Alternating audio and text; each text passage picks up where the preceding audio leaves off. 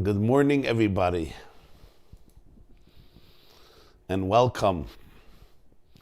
Thank you for gracing us with your presence, and welcome everybody from all over the world, wherever you are, joining us on this wonderful, bright morning. Last night, Sunday night, we had a 3-hour session. Myself and Rabbi Shimon Russell, the famous therapist from Jerusalem, on the question of why are so many teens miserable today? And what can we do to help them? It was quite a session. I think we started at 9:30 and we finished like 12:30. And some fascinating questions from parents, from educators, and great conversation that I think some ideas very, very important, very, very relevant for all of us to appreciate and understand and grow with and grow through. So if you didn't watch it live, you can watch the replay on double speed. If you need, it's on theyeshiva.net. So you could watch the replay. Tomorrow is Tuesday, so we're going to have our 12:45 p.m. shiur, of course, New York time. That's a women's class live in person. Everybody's invited, 24 Shei, 10 Gimel. And Thursday morning, we'll also have the class 7:30 a.m.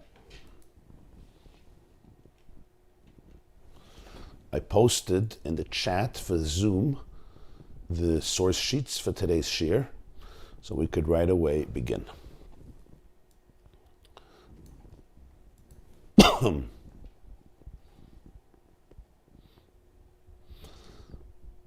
want to make a mention. Today's class is dedicated by Rivky Sirota, with gratitude and thanks to Hashem Yisbarach for her wonderful and extraordinary parents, whom I'm also fortunate to know. I say that in parentheses, R'Mottel and Brina Berkowitz. May they have Arychas Yomim Veshanim Tovim, many, many good, happy, healthy, abundant, prosperous years filled with serenity, good health, great joy, great spirits, much nachas. Growing up, R'Mottel, who was one of the youngest Holocaust survivors, survived as a child, was the chazan for Kol Nidre in 770 by the minyan of the Lubavitcher Rebbe. And his Kol Nidre melodies and heartfelt davening are still etched in my psyche to this very day. So, Mrs. Sirota, I join you and we join you with your blessings to your wonderful parents, Arychas Yomim Veshanim Tovim, and thank you so much for your friendship and partnership. Today is Parshas Shemos. We're going to learn a Sicha, an address that was presented by the Lubavitcher Rebbe at 2 occasions. Shabbos Parshas Shemos Tovshin Mem Zayin. That's Shabbos of Shemos 1987. I had the privilege of being there and hearing it from the Rebbe himself live in person. The second one is from Yutes Kislev Tovshin Yudches, the 19th of Kislev 1957. At both of these occasions, the Rebbe developed one particular theme in Parshas Shemos, which was later published in Likkutei Sichos, volume 31, Parshas Shemos. And here it is. The Rebbe spoke in Yiddish, but this was written up in Hebrew, so most of you hopefully will be able to understand it. Why did I choose this Sicha? Why did I choose this shiur, this talk, this presentation by the Lubavitcher Rebbe? First of all, it's fascinating, moving, inspiring, but there's also another reason, and that is the second half of the talk, which we're not going to get to today, is one of those very powerful, revolutionary, watershed moments where the Rebbe shares an idea about the human body and our physical relationship, and our relationship to our physical selves, that is absolutely astounding. And he said it in 57, and as I said, 87. But I think the full significance of it, we're beginning to see now. This is a continuation to what we learned a few years ago, a few weeks ago, about Avraham and Sarah being the soul and the body, and Hashem telling Avraham to listen to Sarah. Those of you who remember, we had 2 classes on that. So this is a continuation in theme, even though it's going to come from a completely different angle and with surprising developments and results. But before we get to that part of it, he's going to analyze in his unique way a Rashi in Parshas Shemos about the donkey that Moshe Rabbeinu used to travel from Midian to Mitzrayim, to Egypt. So let's begin. First page, you see the title page, Likkutei Sichos Lamed Aleph, from the Lubavitcher Rebbe, Shemos. Okay. Seif Aleph. Baruch atah Adonai Eloheinu melech haolam shehakol niya b'dvareh.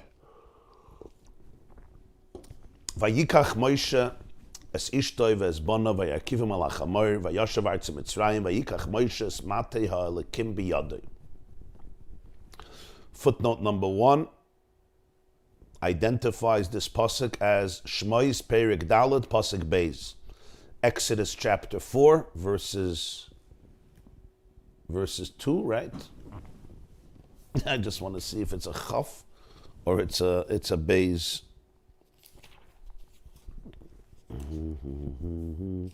Right, I thought I made a mistake. Perek Daled pasuk chaf. Sorry, looked like a Beis to me. Exodus chapter 4 verses 20. What is the context?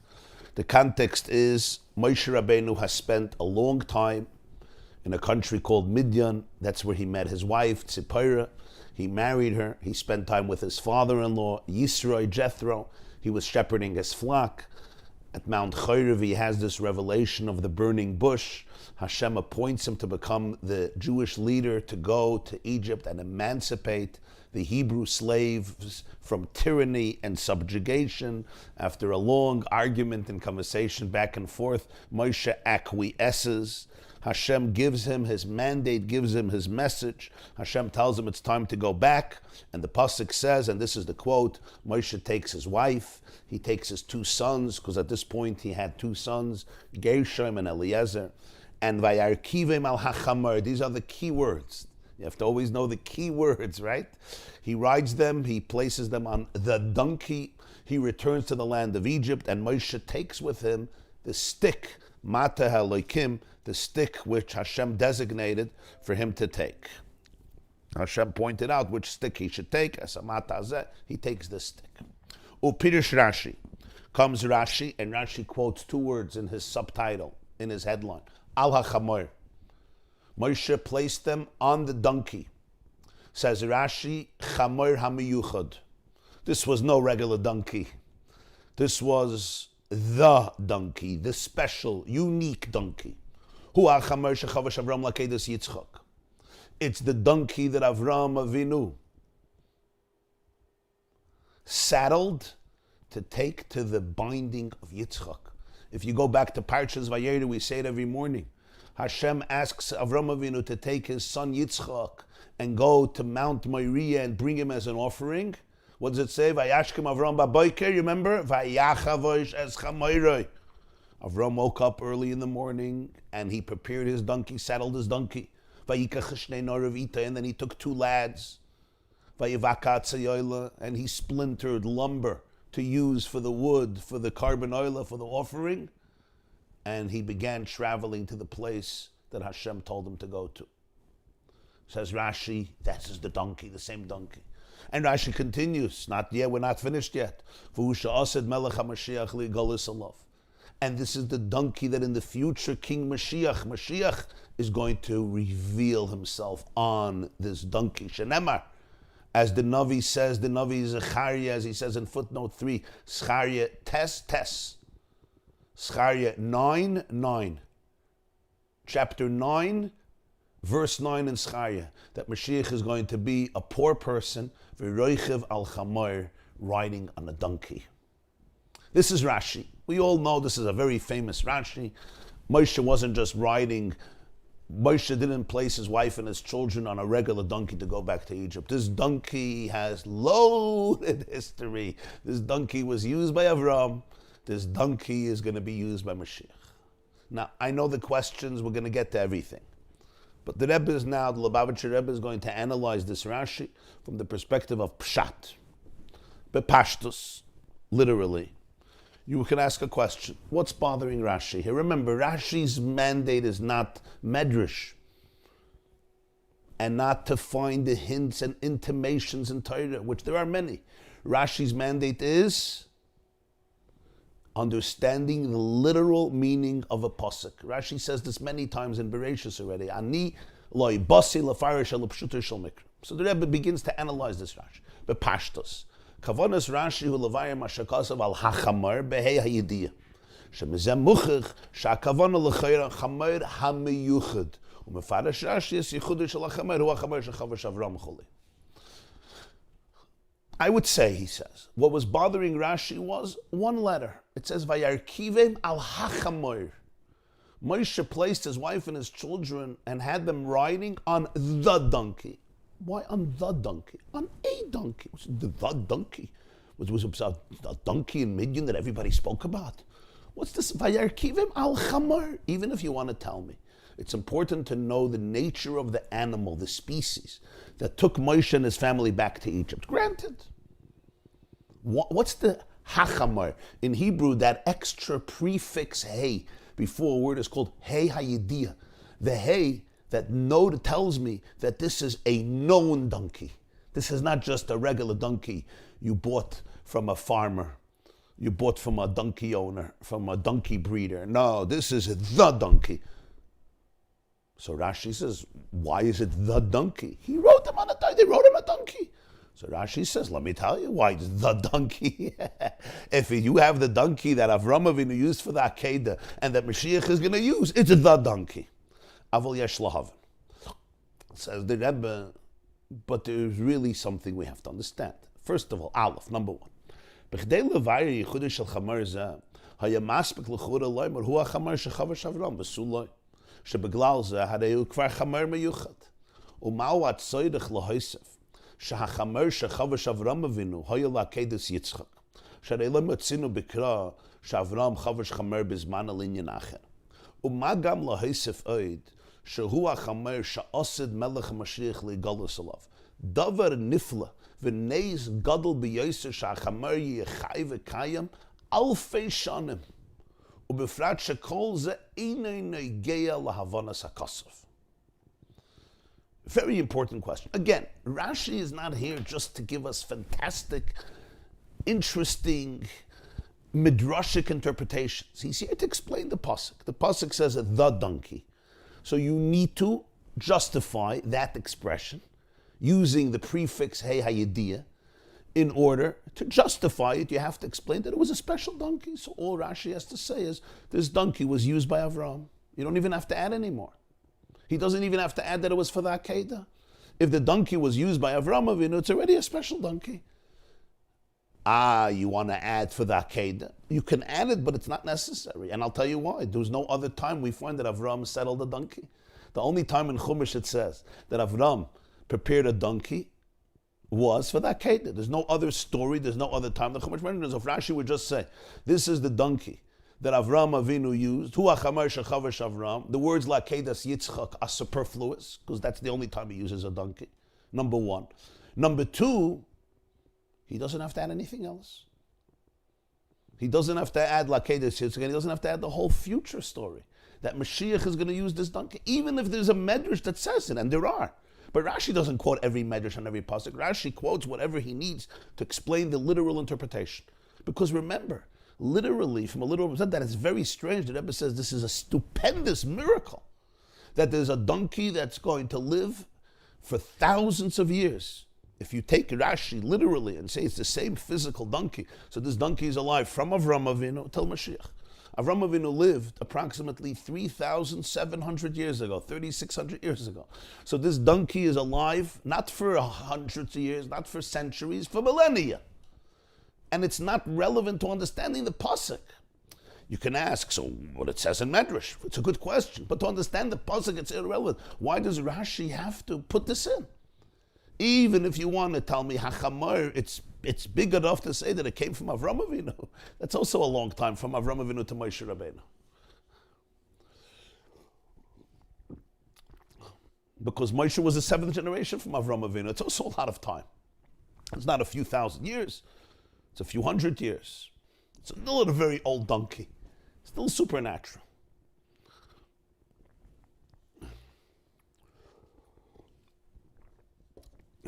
The Jews were in Egypt for 210 years. Moshe was 80 years old when he came to Parshas, and when he liberated the Jewish people out of Egypt. So it was the last 80 years. The Jews came to Egypt 210 years. So this is a few centuries after Avram. But Rashi feels the need to add that it lives all the way till Mashiach. In other words, the donkey is still around. Is this really necessary to understand the pasuk? In footnote 5, the Lubavitcher Rebbe quotes the commentary of the Gur Aryeh. This is the Maharal of Prague, Rabbi Yehuda Leva of Prague, who wrote a book called Gur Aryeh. His name was Yehuda, and he was called Leva, a lion. So his commentary, Gur Aryeh, here in Parshas Shemos, and in his book, Gvuras Hashem, chapter 29. He writes clearly, it doesn't mean that the donkey lived for so long, and it doesn't mean the donkey is going to live for so long. It means something, as he explains, we're going to get to that later, it's a remez, it's a metaphor. It's allegorical of an idea. But the Rebbe says that's true, that the Gerari says this, but Rashi, who writes his commentary, even for a child, doesn't say this. Rashi doesn't get into the details and say it's only allegory. And from a literal perspective, it seems from Rashi that he means it's the same donkey. And he says, go further and look in Rashi Vayera, Perek Chav Beis, about the ram of Avram Avinu. And Rashi also says, Muchan hoy lekach m'sheshes mebereishis. The ram was prepared from the 6 days of creation. And it doesn't seem that's allegorical either. If Rashi would tell you this is just an allegory and it's just trying to bring out an idea, okay. And that's what the Maharal says. But the Rebbe says when you read Rashi, it doesn't seem that he's saying that. Base, another question. In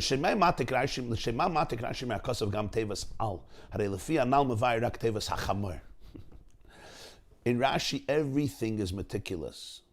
In his headline, he quotes two words, al hachamor. Why does he quote al in the headline? He's not interpreting the word al. Al means on. They rode on. He's interpreting the word the donkey, hachamor. So Rashi should have quoted in his headline just the word hachamor, not the word al. Now you might say, what's the big deal? The Rebbe always showed how even the headlines in Rashi are meticulous. In other words, which words from the pasuk does Rashi choose to focus on, to accentuate? He uses the two words al hachamor when it seems like ostensibly he's only explaining the word hachamor. Base. There's a famous Gemara, Meseches Megillah Daf Tes. And I want to say Mazel Tov to everybody who started to learn Meseches Megillah. So in your honor, we're learning now a piece from the Gemara Megillah that you're going to get to very soon. Says the Gemara Megillah, Shapos, Exeo Echad Mea Psukim Sheshinu Ayin Beis Haskenim Shetirgim Was HaTorah Over Talmi HaMelech. Talmi the king.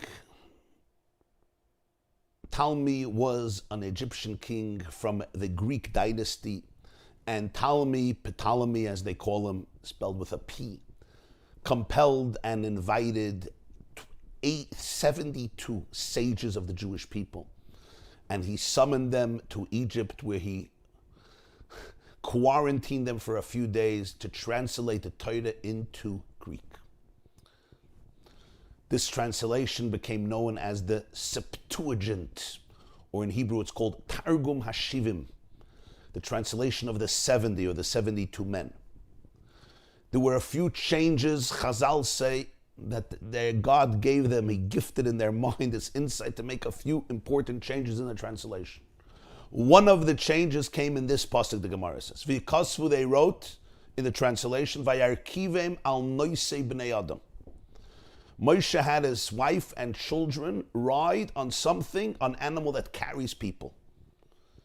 They changed the words ala chamor in the translation to he had them ride on something that carries people. Upirish Rashi. So Rashi in Meseches Megillah Daf Tes, Megillah 9a explains, what's the big deal? Because the mashma gamel, they wanted to indicate, they didn't change the text, but they wanted to indicate, I'm saying they didn't change the animal, they didn't write it was a camel, but they wanted to indicate it was a camel. Shelo yoymar, so that Talmi HaMelech shouldn't say, Moshe Rabchem Lohelo Isuzah Gamel. Your teacher Rebbe didn't have a horse, didn't have a camel. It's a pasnisht. People of stature would ride on a horse, would ride on a camel, not on a donkey. They felt it was disrespectful. So therefore they changed it from chamor.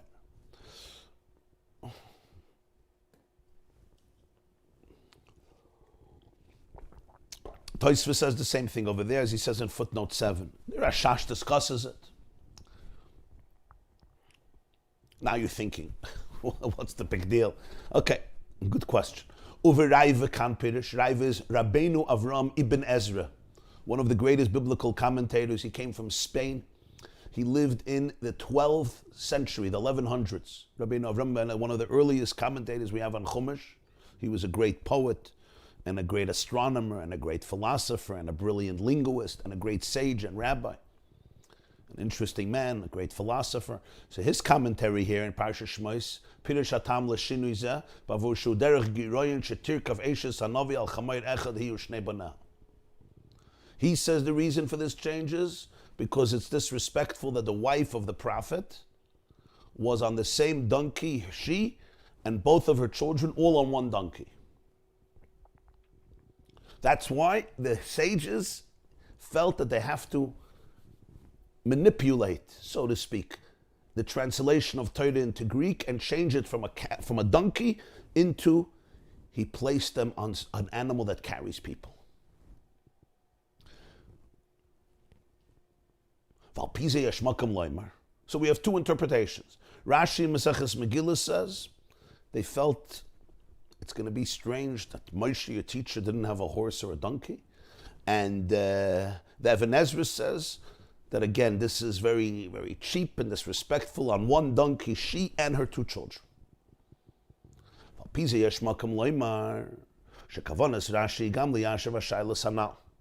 So perhaps, maybe, Rashi wants to answer these questions too.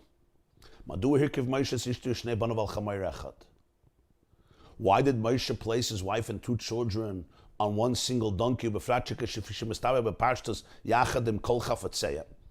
And obviously, it seems like he put everything they owned, all their assets, the mobile assets, also on the donkey, because they had to go back to Egypt. And he didn't put them on a horse, or on a camel, or at least take a few donkeys. It seems like it's so disrespectful. It's not the way to do it. Stuff your wife and all the kids and everything you own all on the same donkey. And he's also going on the same donkey. Why would he do that? And Talmi HaMelech would be perturbed by this. Or as Rashi says in Maseches Megillah, you bring also a horse and a camel for them to travel. So maybe Rashi was also bothered by this. So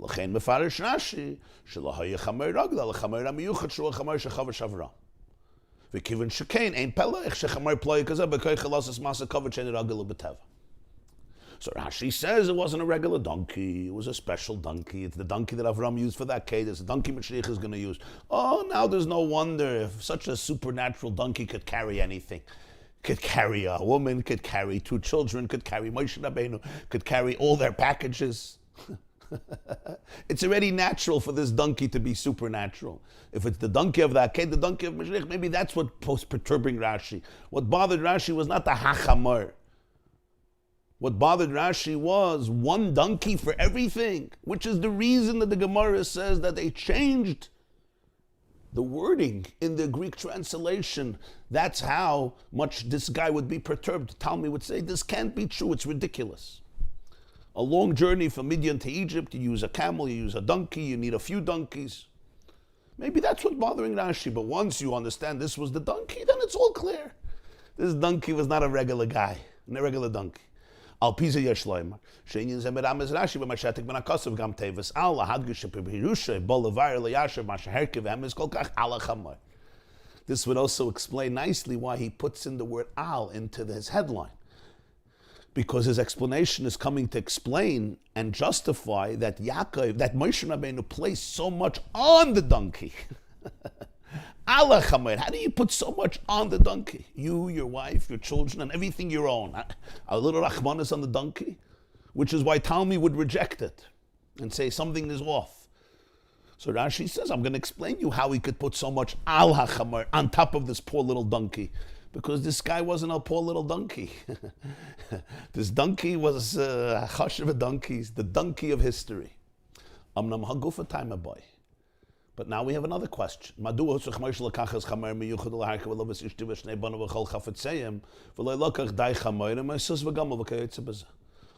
Moshe have to take a special donkey to use for his wife and his two children and all of their chafetzim, everything that they own, because they were moving to a new country? Why didn't he just take enough donkeys? Take a horse, take a camel. When Eliezer went to go find a shidduch for Yitzchak, he had 10 camels. Camels, horses are very, very impressive, powerful animals, larger animals. So this itself is a question. Let's say Rashi feels that he has to justify it, that Moshe uses one donkey for everything, which is strange, which is why the Gemara says that the Skenim, the elders, changed the text in the Greek translation. I got it. But now let's discuss itself. Why did Moshe feel the need for this? Take a few donkeys. And as he explains in 12, if Moshe himself would be using this donkey for himself, it was about him, then I understand. Since the donkey was used for such elevated tasks, Avraham Avinu used it for the Akedah, Mashiach is going to come through it. So Moshe, when he's going to redeem the Jewish people, the first time he's being sent on the mission of the Rebbeinu Shalom to go redeem the Jewish people from Egypt, he also uses the donkey. But the Pasuk doesn't even mention that he was on the donkey. The Pasuk mentions he took his wife and his children and he placed them on the donkey. There's not even a mention of him. That means the focus here is not him. The focus is his wife and his children. So why did Moshe, for that purpose, for his wife, for his children, for whatever they owned, which they probably took with them, they probably didn't come broke, why for that did he feel the need that he has to use the donkey for the Akedah Yitzchak?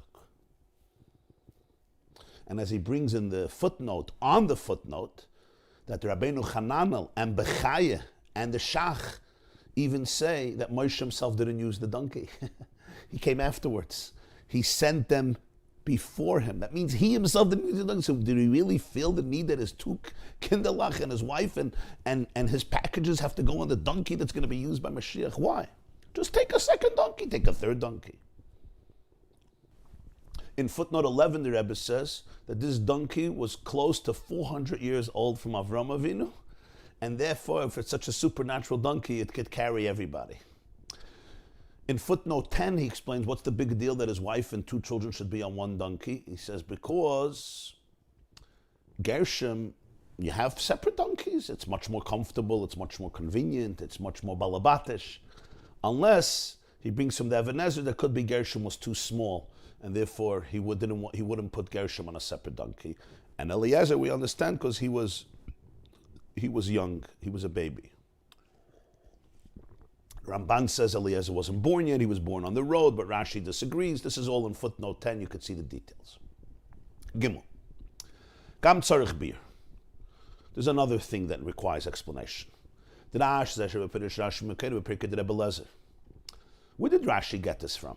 The source for this Rashi is in the Medrash known as Pirkei de Rabbi Eliezer, the chapters of Rabbi Eliezer, that comes from Rabbi Eliezer Hagadol, Rabbi Eliezer ben Hyrcanus, one of the greatest sages of the Talmud, the teacher of Rabbi Akiva, who lived in the 1st century and the 2nd century after the Common Era.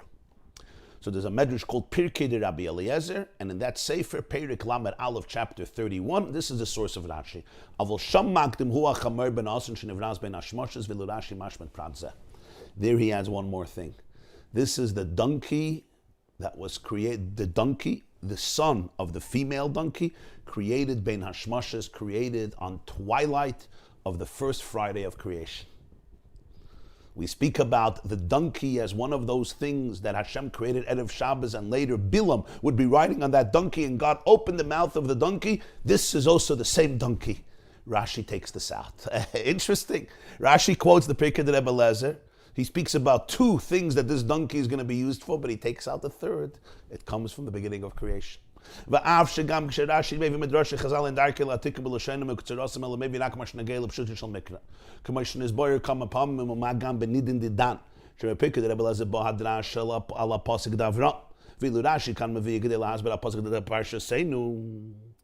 true. When Rashi quotes Midrashim of our sages, his nature is he doesn't just quote them as they are in the source verbatim. He does not do that. He quotes what is relevant to understanding the pasuk.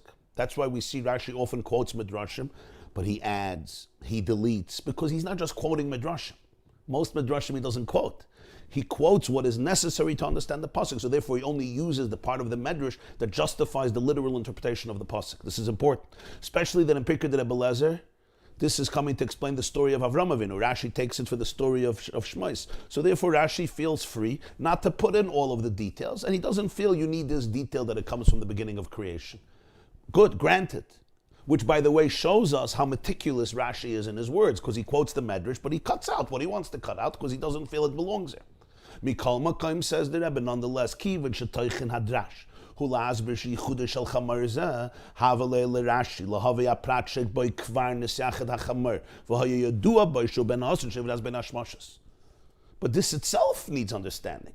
If Rashi is trying to show us that this is a special donkey, that's why it says Al HaChamar, that's why Moshe used this donkey. So why do you delete this detail? This is an important detail. In fact, this is something that distinguishes the donkey already all the way since creation. Just like you feel the need to say that the donkey comes from Avram Avinu, even though it's supernatural, it's close to 400 years. Nonetheless, you could say that because you need to explain something about this donkey. So why indeed did Rashi feel compelled to knock out the other information in Pirkei de Rebbe Lezer that it came from the time of creation? In fact, this is something to bring because this shows us how special and unique this donkey was, and it was already known as this donkey, at least to Moshe Rabbeinu, the donkey that was created bein hashmashas.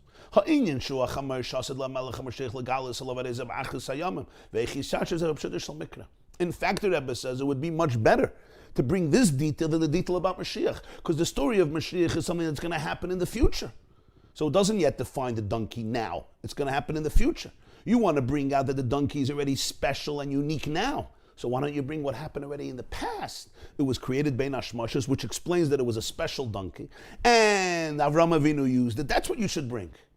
Nonetheless, Rashi cuts out that detail, and he only brings the fact that it was used for the Akedah, and it's going to be used for the future, which is not here yet. Mashiach didn't come yet at the time, and we're still waiting.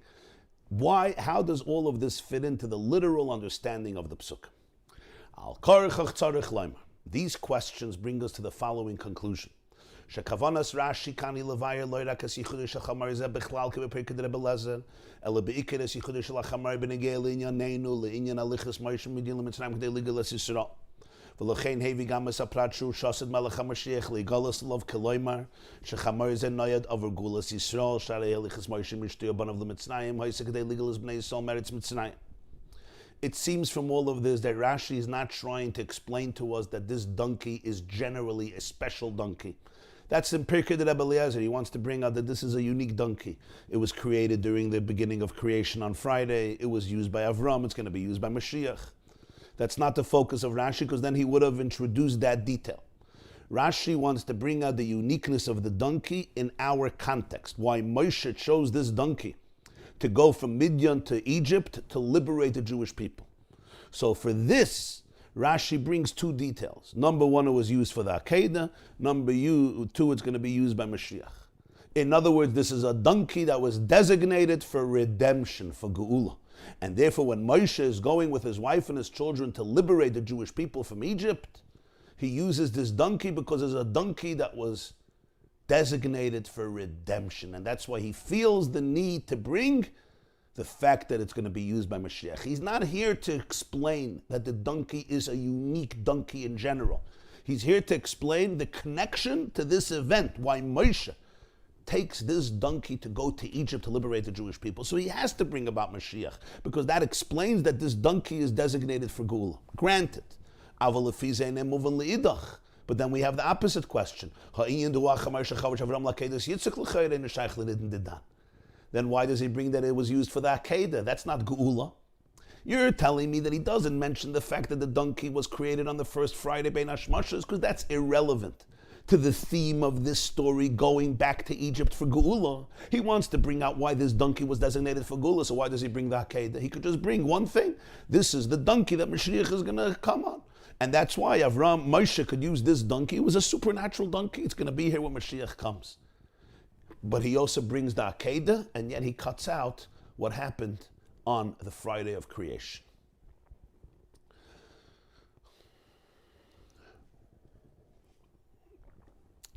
Siv Daled v'yashleimer habir bazah. You could say that this is the explanation. And here he begins the explanation.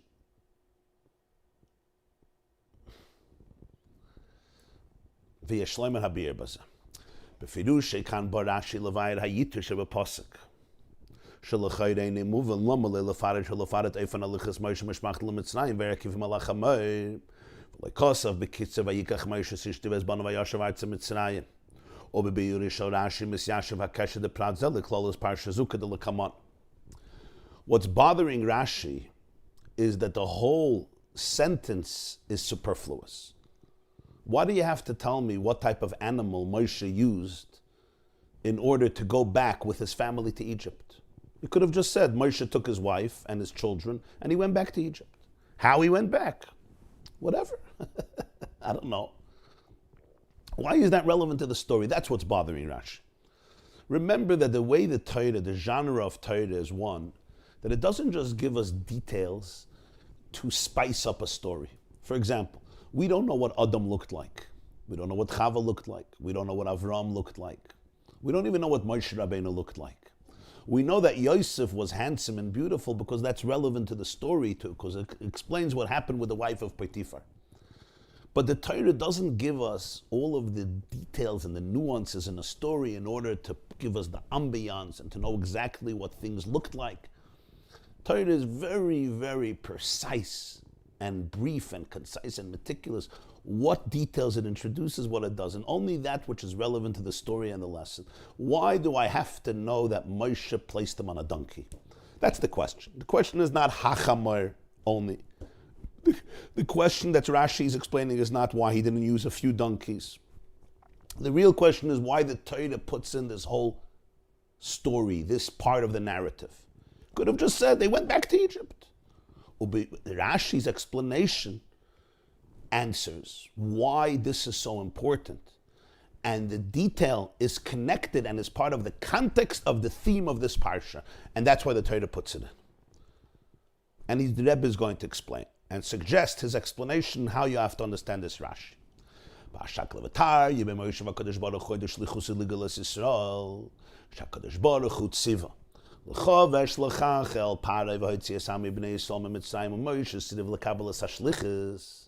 Hine besiyum azayin yomim. Shebehem hoya Kadosh Baruch Hu mefates Moshe b'snalelech b'shlichusei amar Moshe shlach no b'yatishlach. Earlier, right before this story, there is a long conversation between Hashem and Moshe. Hashem wants Moshe to go and redeem the Jewish people, and Moshe refuses. He comes up with many rationalizations and excuses to explain to Hashem that he's not the right person. 7 days, Rashi says, this dialogue went on. 7 days Hashem was trying to persuade Moshe to accept the mission. And at the end, Moshe says, Shlach na b'yad tishlach. Do me a favor, send somebody else. What do the words Shlach na b'yad tishlach mean literally?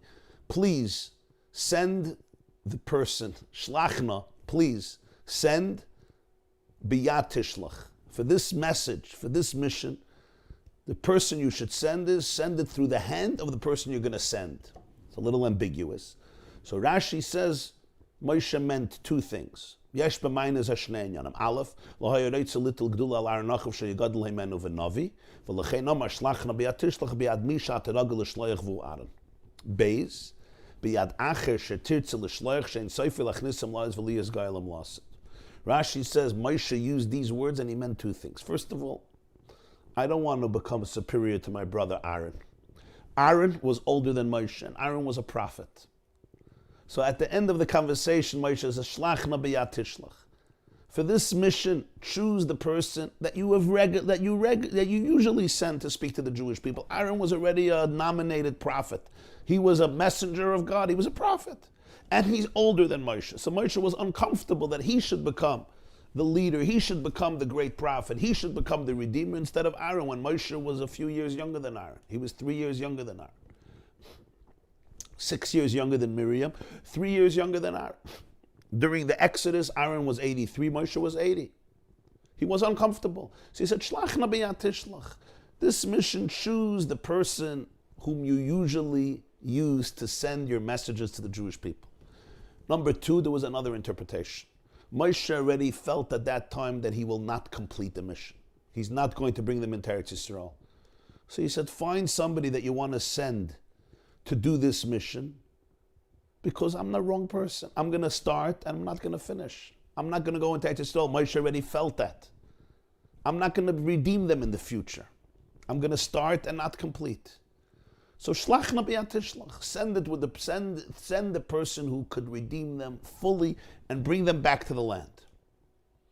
This is how Rashi explains what Moshe was telling Hashem at the end of the dialogue and why he refused to go. Amnam b'sefer shel davar, kibel Moshe al atzmis hashlichus loitzias b'nei Yisrael. Upirish Rashi shezeh b'nei shechara b'y v'kibel alav. Aval nisparish b'kosav b'meh v'eich nishla latainis Moshe anal. V'avshe b'kosav mamshich aloi Aaron achicha alevi yadati kidabi yadaber hu. V'gam hine hu yoytzi l'kracha v'seracha v'samach b'libai. Kipirish Rashi loy kshata sover she'em akbil l'chashata oilu l'gdula. Einay glatte kolkach. Ki siruvi shal Moshe lahoyer ak mishat peidasir shal anan ela shal lahoyer yoytzi little gdula al nachum shal yagadol mimenu. What happened at the end? How was Moshe convinced? Moshe accepted the mission. And Rashi says it's because it says, Vayichar af Hashem b'Moshe. Hashem got upset at Moshe. He got upset at Moshe, so Moshe said, okay, I'll do it. Got it. But 1 second. Moshe had some serious questions here. How did Hashem negate that? How did Hashem answer those questions? He said, why don't you send Aaron? I do not want to take this position. Aaron is older than I am. Aaron is a prophet. He felt very awkward and uncomfortable to take this position over Aaron. And second of all, choose somebody who's going to finish the job, who's going to redeem them all the way, who's going to be them back to Eretz Yisrael. It's not me. Hashem never responded to this, apparently. Moshe had these two questions, Shlachna b'yad tishlach. Everything he said, Hashem responded to. Here, he just gets angry. Hashem told him, Aaron is going to be happy for you. Rashi says, you think Aaron is going to be upset. He's not going to be able to deal with it. No, he's going to be happy. The Rebbe says it doesn't really answer it fully, because Moshe didn't want to take the job, not only because Aaron is going to get upset and get offended and see it as a personal affront. He just felt uncomfortable that he should be in a superior position to Aaron. Aaron is older than him. Aaron is a prophet already. That's what he felt. It wasn't about that Aaron is going to be upset, that Aaron is not going to like it, that Aaron is going to be jealous, chas v'shalom. That wasn't the issue. The issue is he did not feel comfortable to be in this position vis-a-vis Aaron. How did Hashem respond to this? Hashem didn't respond to the two big complaints of Moshe in the word shlachna b'yad tishlach. V'lechein yesh loymar shekasher hiske Moshe l'kaim shlichus shel HaKadosh Baruch Hu nirmaz hamayin al tanoisa b'zeh shesiv HaKadosh Baruch Hu sha'alicha l'kiyim ha'shlichus tiyai de ha'chamer ha'cham shu ha'chamer shechavash Avram l'kedes Yitzchak v'u shased melech ha'mashiach l'galus alav shebezeh mevodim shnei ha'inyanim. That's why this detail is important. He took them on a donkey. When Moshe agreed to fulfill Hashem's mission, the answer of Hashem to Moshe's two complaints are also conveyed. They're intimated in the fact that Hashem made sure that the journey to Egypt to fulfill this mission should happen through a special donkey. What donkey? The donkey that Avram used for the Akedah, and the donkey that Mashiach is going to be revealed on by the ultimate Geula. Because this answers both of the lamentations, both of the complaints of Moshe Rabbeinu. Why? Ba'akedas Yitzchak k'shechavash Avram es chamoyri nitztava v'aleyu sham la'oila. Umikol makom lehisis Avram Avinu l'regel l'malei tzivri Hashem v'adirab b'nizdares l'mitzvah v'achachavash es chamoyri ba'atzmoi v'lo tzivah l'echad me'avodav. Uba'mizem muvim mikol shekin v'kavochem b'nid nidan af sheyesh b'zeh netilas gdula. Noisef letzem netilas agdula efshe sheyovel l'dekpeide etzalan nishakol banim le'isatze v'yikabli b'leiv shalom eksh tzarech liyas kiyim tzivri Hashem b'miluyu b'simcha b'leiv shalom. The first detail is this donkey was used for the Akedah. Avram Avinu was told by Hashem, take your son and bring him as an offering. You would think Avram would hesitate. He didn't hesitate to fulfill Hashem's commandment. On the contrary, as it says, he went and himself, he saddled his donkey. He didn't even delegate it to one of his servants. He woke up in the morning because he had this agility and this alacrity, this reasons that he himself wanted to fulfill the mitzvah. So from this, Moshe was to learn something very profound, that even if there's reasons to hesitate, because you don't want to become such a great figure, you don't want to become a great leader, you have an older brother Aaron, especially that Moshe felt, it's not just I'm taking the position, maybe Aaron will be upset, or at least he won't be so enthusiastically happy, he won't embrace it with a full heart. But if Hashem is telling you what to do, Hashem knows the right thing. You do it fully, and you do it with joy, and you do it with complete heart. Learn from Avram Avinu. Avram Avinu's task was much more excruciatingly difficult, and he had much more reasons to hesitate and argue and say, find somebody else, and what do you want from me? That was the first response to Moshe's first complaint, Shlach na bi'atishlach, go take Aaron. He felt he doesn't want to sacrifice Aaron on the altar of his greatness. Hashem learns from Avram Avinu. He was ready to take Yitzchak to the Akedah, not just sacrifice Aaron that he wouldn't have this position, but much more, sacrifice the entire life of his son and give it back to the Creator. So Moshe Rabbeinu would learn from this. Hashem tells you to do something, do it, and do it fully, and do it with a great heart. That's number one. That was response number one, by having him use this donkey. What about his second lamentation? I'm not going to go into Eretz Yisrael. Why don't you give them the final Redeemer who's going to take them all the way? Ramaz LaKadosh Baruch Hu v'ashas Melech HaMashiach li'galis alav. I know she'einem shnei inyanim agulas nefrades ela shagula sidai de Melech HaMashiach harei hemshech legula zuditzis Mitzrayim shaydei Moshe v'agula sidai v'izgalus Melech HaMashiach tluya b'koiche shel Moshe pulasi b'gilus Mitzrayim. The second complaint of Moshe, find Mashiach and send Mashiach to redeem them from the Jewish people. Hashem says, this donkey is going to be used by Mashiach. What's the point? These are not two separate redemptions. Whatever Mashiach is going to accomplish in the future is a direct continuum to what you are accomplishing here when you're going to take them out of Egypt.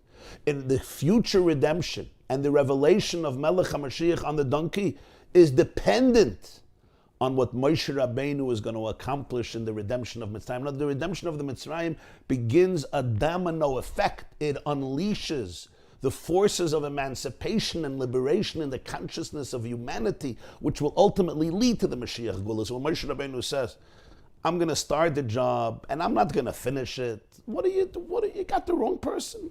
Get the ultimate Redeemer. Hashem says, no, you don't understand. It's your process now. Your process is not incomplete because it's not being completed. What's going to happen through Mashiach is going to be a direct continuation because of your work. Not a separate thing. It's not like Moshe didn't do the job, but somebody else is going to do the job. Your job is what you can do because that's indispensable, and then Mashiach can only do what he does as a continuation to what you did.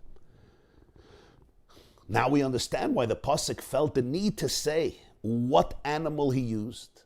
These words are not superfluous because this is somehow important to the story, because this answers Moshe's two questions. At least it doesn't answer them explicitly, but it answers them implicitly. So Rashi feels the need to explain, why did the Pasuk put in these words, Vayakiv Malach HaMar? They're completely superfluous. Rashi understands because this is important for the story, because this is how Hashem responded to Moshe's final two lamentations that Hashem never addresses in the story, but through the donkey he does address it. Number one, that the problem with Aaron is not something that should hold him back. Learn from Avraham Avinu. And number two, the problem of Mashiach is not something to hold you back, because this very donkey that you're using is going to be the donkey of Mashiach. Mashiach will never be able to do what he does without you. So therefore, if you don't do this mission, you wait for Mashiach, it's not going to happen. It's you who begins the process, and Mashiach builds on your process. Very powerful. Sometimes you say, why should I do this mission? I'm not going to finish it. Nobody is going to be able to finish it without you beginning it. It's not like we're going to find that magical person who's going to do the whole thing. You do your part, and then he can do his part. If you don't do your part, he'll never be able to do your part, and therefore you'll never be able to do his part. Like it says in Pirkei Avos, right? You can't finish the work, but that doesn't mean that you shouldn't begin. You can't finish the work, but that's not a reason you shouldn't begin. You do what you have to do, and then Mashiach will be able to complete the mission because you started the mission. That's why this donkey was used for the Akedah, it was used for Mashiach. That's why Rashi doesn't put in the story that the donkey was used and was created on the first Friday of creation. That's an amazing idea in Pirkei Rebbe Lezer, but it's not relevant to the Pshuto Shel Mikra. So what's bothering Rashi is not just Hachamor, and not just Al Hachamor, that too.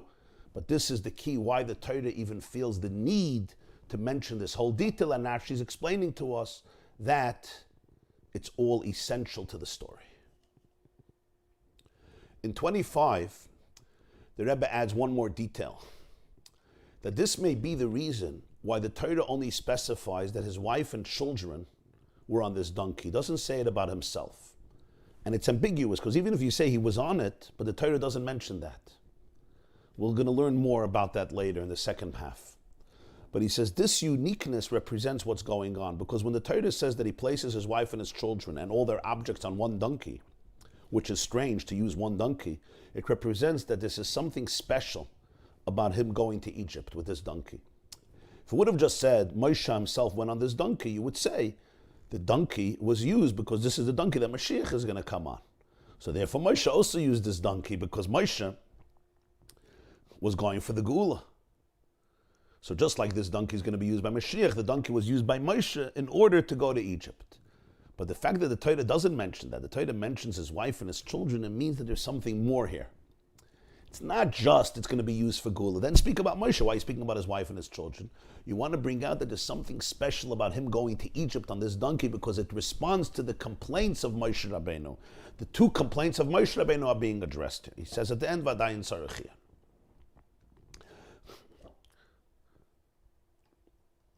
One more detail here.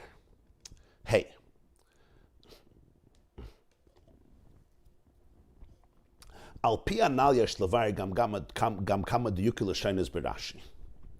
This explains also a few questions in the language of Rashi. Aleph. B'inyana Aleph Kasav hu achamer shechavash Avram. B'inyana Beis Kasav hu she'asad melech haMashiach lehigolos alav. L'chora Shem shegabe Avram nakat al pi loshna Kasav yachvash es chamere kacha v'lelinket loshna Kasav gabe Mashiach reichav al hachamer. Reichav al chamer. V'havalei lemeima v'hu she'asad melech haMashiach lirchav alav al derech loshna Pirkei Rebbe Lezer. Beis, Pirkei Rebbe Lezer sham she'asad ben David lirchav alav v'lu Rashi shina v'kasav melech haMashiach. Very interesting. When Rashi speaks about the donkey, he says this is the donkey that Avraham Avinu saddled. When it comes to Mashiach, he says this donkey that Mashiach is going to be revealed on. 1 second. By Avraham Avinu, you use the word chavash, because that's the words in the Torah. Vayachvash es chamere. So by Mashiach, use the words of the prophet. Ani v'roichav al chamar. So Rashi should have said, this is the donkey that Avraham saddled, and this is the donkey that Mashiach is going to ride on. Hu sha'ased melech haMashiach lirchav alav, not lihigolos alav. Use the terminology of the prophet. In fact, that's how the Pirkei Rebbe Lezer says it. Rashi changes it. It's very strange. Number 2, in Pirkei Rebbe Lezer it says this is the donkey that Ben David is going to ride on. Rashi changes to Melech HaMashiach. Why these two changes? V'habir baza. The explanation. Nizboyer leil sev gimel. Pirkei Rebbe Lezer kavanasi lemanois limnois es kol malois v'shal chamer shechav shavram v'nu lakedes yitzchok shehu achamer ben ha'osin shenivre ben hashmoshes hu achamer shenach v'lav Moshe b'voye l'Mitzrayim hu achamer shasad ben David l'rich v'lav l'chin estabek b'lashon ha'kosov shenemer bayani v'reich v'lachamer v'kino b'shem David. Schenken Kavanas Rashi Kani Kanal Vaina Keshe de Chamor Zelenidin Didan, the Kanal Shabachamor Amiyuchad as an Hermezes Hatshuval Sidu Vishal Moshe, Vizaudik Loshanashi Bishnei Hapratim. I'll explain in a moment. Be'inyan Aleph Kosav Rashi, Hu HaChamor Shechavash Avram Likkutei Sichos, Ki Bozeh Bo Levai Shekim Tzivi Hashem Tzarech Liz B'li Cheshbeinos Kanal, V'Dova Zeh Mudgish B'Ker B'Zeh Shavram Avinu Batzmi Chavash Chamor Likkutei Sichos, Shezeh Meir Al Zrizusei V'Simchos Elokayim Tzivi Hashem Ava Mekalkalos Ashura. Ubinyan Habeis, Shboi Kavanos Ilahadgish Ech Shagula Sid Elavai Hemshech L'Shlichazu Liglis B'nei Yisrael Mitzrayim, Loi Maspik Loi Mastam Shasid Ben David L'Irchivalov, Ki Loshen Zu Ein B'Mashmos Meyuchedes B'Kesher L'Geulas Yisrael. Sharei Efsheh Ben David Yirchivalov B'Chlal Loi B'Tur Meshiyim Shal Yisrael. The Avshe Gamze Meiru Shel Chamor Meyuchet She Ben David Rogel L'Irchiv Al Chamor Yizad Dafka, B'Kol Mokem Eine Shayach Linyan HaGeula Dafka, V'Lechein Medayik Rashi She'asid Melech HaMashiach L'Galus Alav. Hainu Shachamor Shayach Elav Aleph B'Tur Melech HaMashiach V'Loirak B'Tur Ben David V'Oid Zois Beis B'Kesher L'Maisa Gula L'Galus Alav V'Loirak B'Tur L'Irchiv Alav. Beautiful. The moment we understand why Rashi chooses this commentary, his changes in his language become crystal clear. In Pirkei Rabbi Eliezer, the source of Rashi, the point is to enumerate the unique qualities and usage of this donkey. It was the donkey that was created on Friday during twilight. It's the donkey that Avram Avinu used for the Akedah. It's the donkey that Moshe used going to Egypt. It's the donkey that the son of David is going to ride on. The Pirkei Rabbi Eliezer is enumerating the unique qualities of this special donkey. So that's why he uses the language of the pasuk, Ani v'reichav al chamor, and he calls Mashiach ben David. Rashi's objective, as we said, is not just to talk about the donkey, but to explain the connection of the donkey to this situation, to this story. Like we learned before, that by using this donkey, Hashem was responding to the reasons Moshe gave him why he's refusing to take on the mission to go to Egypt. In the two details that we discussed, the issue with Aaron and the issue with Mashiach. That's why Rashi chooses his words meticulously. For the first topic, the Akedah, Rashi uses the word shechavash. Avram Avinu himself prepared the donkey to go to the Akedah. This brings out how one ought to fulfill a mitzvah of Hashem without calculations and without considerations. It doesn't make sense, and this one is going to be upset. This you see in the fact that Avram Avinu didn't only do it. He himself, as we learned before, got up in the morning and he himself prepared the donkey. He didn't delegate it because he had such a joy and such alacrity and such enthusiasm to fulfill the mitzvah of Hashem, and therefore he didn't want to delegate it, even though Avram Avinu had many servants to do it, but he himself did it because when you love something, you don't make calculations. You completely embrace it. Ava mekalkalas ashura. So Rashi uses the word shechavash because this would inspire Moshe Rabbeinu, and it would be the response to his issue, how can I sacrifice Aaron on this altar of my leadership? I can't. Remembering this is the donkey of the Akedah, it empowered Moshe and it gave him perspective. Look what this donkey was used for, and look who saddled it a few hundred years ago when he went not to Egypt to redeem the Jewish people, but to offer his son. The second issue is he didn't want to take the job because he's not going to complete it. And Hashem showed him that everything that Mashiach is going to do is because of him. It's a continuum to Moshe. So he doesn't use the words, this is the donkey that the son of David is going to use to ride on. Because that doesn't have to do with redemption. It could be that Ben David will use it generally. Ben David, the son of David, is going to want to ride somewhere and he's going to use a donkey, which also means that it's special. Because Ben David is using this donkey, but it's not connected to the Geula. The point here is Hashem is not trying to tell Moshe it's a special donkey. No, it's the donkey of Geula. And that's why you're taking this donkey because you're beginning Geula. Geula is happening because you, Mashiach, can do it without continuing your work. It's a hemshech, it's a continuum to your work. So just to say that Ben David is going to ride on it, use the words lirkaiv, doesn't capture the point. That's why Rashi is forced to change the language of Pirkei Rabbi Eliezer, of his own source, in order to justify why he's bringing it here in the pasuk. So he changes, and he makes two changes. This is the donkey that Melech HaMashiach will be revealed on it. So he explains that the donkey is connected not just to Ben David, but to Melech HaMashiach. And number two, He's going to be revealed on it. He's not just going to ride on this donkey. The Geula is going to come on this donkey. This demonstrated to Moshe Rabbeinu, and it gave him the answer to his second lamentation, that he's not fulfilling the job. Give somebody else this mission, somebody who will finish the job, which is Mashiach, and the answer is no. The person is going to finish it because you're going to begin it. And in Sivav, the Rebbe adds one more detail. And this is going to be the last Sif for today. And then we'll continue the next year. For Oid Yesh Laimar, there's one more thing we could add. Shegam zeh she'asid melech HaMashiach ligalus alav, shayach loy rak l'tainis Moshe shein sofer lechnis hamlaretz v'legoyelam la'asid, elegam l'tan nosir rishoyna v'ha'ikris shein eroy tzilita gedula b'makam Aaron achiv ha'gadol menu, shebazeh hischil siru v'gam b'tchilas dibur Hashem elav miya noichi kelech al para. Ubahagdim di yuklosher nashi she'atik me'akosov. Ani v'roichev al chamar. The l'chayr amay hatik Rashi gam Tevezu. The Moshe kavanas Rashi lahatik chelek hakosov ameiru shechoy al melech HaMashiach. Havali lahatik aloshen shelifneze. Malkich yavel lach tzadik v'noishe v'goyim. Al kachach tzarich lemad ein kavanasi ki Miraculous amen hakosov v'yim farash roichev al chamar. V'im kein lamedik lavi gam ateva ani v'roichev al chamar. B'frat shu b'stira l'chayr l'mashem melech HaMashiach. V'habiur b'pirush hakasav ani v'roichev al chamer pirush Rashi ani anvesen v'roichev al chamer midas anovehi v'hainu b'nei sheshlichus meis Hashem av shetoichen hashlichus uliyas goylam shal Yisrael harei ze toli davke b'inyan ha'anova v'tachlis habitul shaloi shai there's enough davke nimshechas v'sher elav malchus shel HaKadosh Baruch Hu b'loshon hakasav modem v'kadosh eshkin v'zdako shval ruach Ubezemmerum is a mine l'Moshe shalahay eretz little gedula v'ton mi anoichi mani chashuv taina zumeir ala nover shalay v'im kein adara bedavka zehu tzach liyas etzel Moshe gedei liyas roy l'shlichazu l'zesh HaKadosh Baruch Hu bachar b'ligalis esnalu davka mitzazeh shu mi anoichi mani chashuv. One more final detail here. Moshe had two complaints. Number one, I cannot take greatness, assume this position of greatness instead of Aaron, who's older than me, who was part of raising me, who's a prophet already. Moshe wasn't a prophet at the time. Who's older than me, who's greater than me. I can't. Even if he's going to be fine with it, I can't. That was his big complaint, the first complaint. And we said that's why Hashem gave him this donkey, which was used by the Akedah.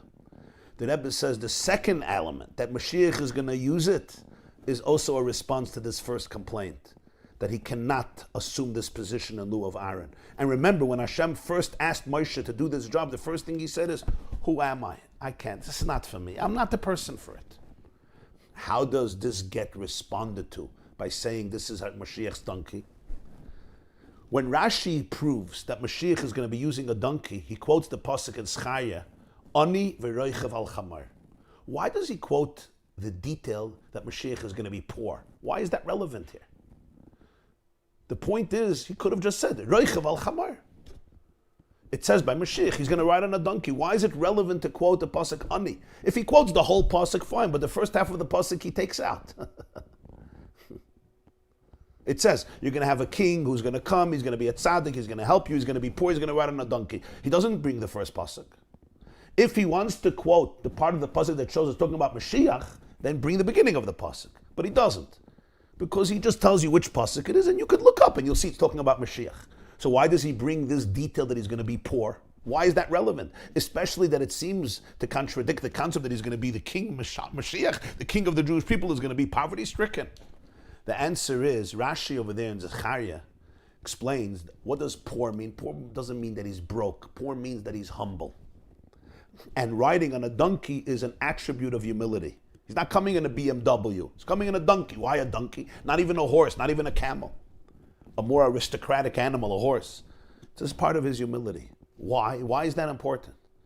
The answer is because when Hashem sends you on a mission, any mission, even when the mission is to be a king, to redeem the world, to redeem the Jewish people, it's always dependent on one foundational prerequisite, and that's humility, authenticity.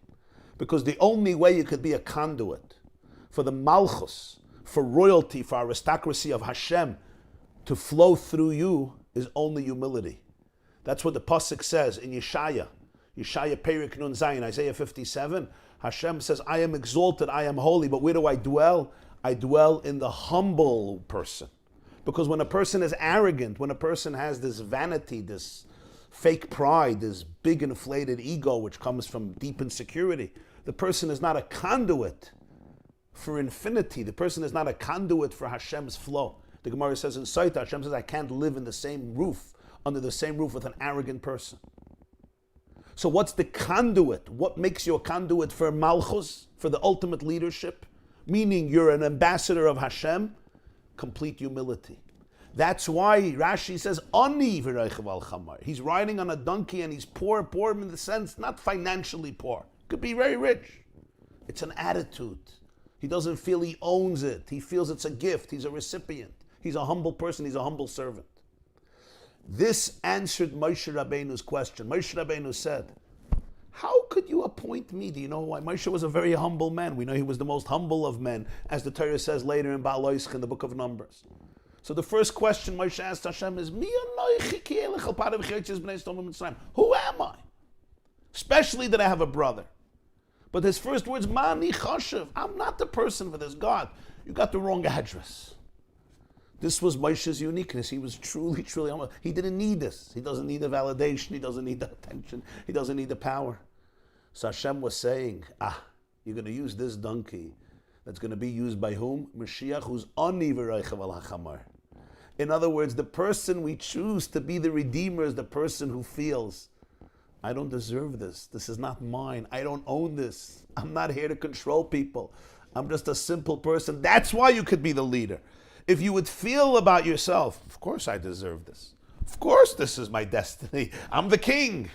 Then we have to be careful. Power corrupts. Absolute power corrupts absolutely. It gets to your head. It's precisely because Moshe Rabbeinu has this question. Why me? There's Aaron. And who am I? Even if there was no Aaron, I don't deserve this. Especially that there's Aaron. Hashem says that's exactly why you need this role. So this donkey of Mashiach, where Rashi uses the words Ani v'reichav al hachamar, represents exactly why you should be doing it. Because why Mashiach is using this donkey is because he's Ani. Because he's humble, and that's why he's Mashiach, and that's exactly the answer why you're being chosen. And that's exactly why you could be chosen, even though you have the brother Aaron, because the fact that you actually feel this doesn't belong to you. This is a gift. It's not about you. You're not taking yourself seriously. You're not here to control people. You're certainly not here to manipulate people. You're not the power-hungry, ambitious person who feels that you deserve to be their leader. On the contrary, you're questioning yourself. Allows you to become the quintessential leader, where you don't take yourself seriously, you take your mission seriously. Where you're not afraid of criticism, where you're not afraid to be introspective, where your humility is never compromised. You remember that you're a shliach, you're an ambassador. You don't own the people. That is exactly the qualities that we need. So this donkey being used by Mashiach also answers the first and major lamentation and complaint of Moshe Rabbeinu, with which he explained why he does not want this mission. That's why it's important for the pasuk to tell us, "Vayarkivem al hachamar," he brought them on the donkey. It's relevant to the story because this was God's prop that he used to respond to Moshe's question. Sometimes you respond to a question verbally, and sometimes you respond to a question, not verbally, but through a prop, through a physical graphic illustration. This donkey, Moshe, answers your question. It was used for the Akedah, it was used by Mashiach. It answers what your real problem was. Shlachna b'yat tishlach. That's why the pasuk mentions the donkey, and that's why Rashi feels the need to explain why the pasuk mentions the donkey, that it's actually part of the whole story. So it doesn't only answer why it says hachamar, doesn't only explain why he used this donkey and not a few donkeys, because then there would be a lot of other questions, but it's really explaining why Hashem chose this donkey to respond to his resistance to go liberate the Jewish people from Egypt. And it's this donkey that justifies it and explains it to Moshe in a way that he can embrace his mission enthusiastically. This is the first part of the Sicha. The second part of the Sicha goes off into a different dimension, showing the spiritual meaning of the 3 times the donkey is used. The donkey of Avram, the donkey of Moshe, the donkey of Mashiach. And then we're going to learn a whole new dimension in how the body keeps the ultimate score of history and of the human truth and of human life. That we're going to continue based on Hashem next time, which is going to be Thursday morning, 7:30 a.m. Bli Neder. Let me take a few questions, if there are. And we're also going to have tomorrow a women's class Tuesday, 12:45 p.m. It's going to be streamed on the yeshiva.net, and it's going to be live 24 Shea Road. Okay, question. You had a shir a while back about the donkey. Yes, a drama in 4 acts. That was a shir we gave a few years ago in Balak, I believe, and it's on the yeshiva.net. Yeah, a drama in 4 acts, which is based on our discussion here as well. This was such a beautiful connection of the patriarchs and Moshe Rabbeinu, showing the humility and humbleness of the most influential people in history. Anti-Semites, this is our friend from Pakistan writing, anti-Semites say that Jews are racist and full of pride and ego because we say that we're the chosen people. Little do they know that the Jews are chosen because of their humility and their feeling of responsibility to God and humanity. Let me tell you something, she writes. In other Abrahamic religions, horses and swords are the main weapon of influence. But Jewish tradition is telling us the donkey is Mashiach's animal because this represents humility. The donkey is humble. This is a transformation in my mind. It shows us the discipline and the humility. We're not trying to show off our power. The donkey might have much deeper strength and power as a vessel of transportation, but it represents the ultimate humility. Wow, thank you. That's beautiful. That is beautiful. Okay, I see also a lot of comments on the website, but because the hour is late, maybe I'll address some of them in the next class. We'll see. In the meantime, I'm going to wish you all a beautiful day, and I'm also going to suggest. Last night, Rabbi Shimon Russell, the famous therapist, and myself had a wonderful, wonderful session of dealing with education. Why are so many teenagers struggling in today's generation? What can we do to help them? You could see it on theyeshiva.net. It's right there on the home page. You can watch it in double speed. It was a 3-hour session, and I think it's important for parents and educators of all types and all sorts to tune into it because some very important information was shared.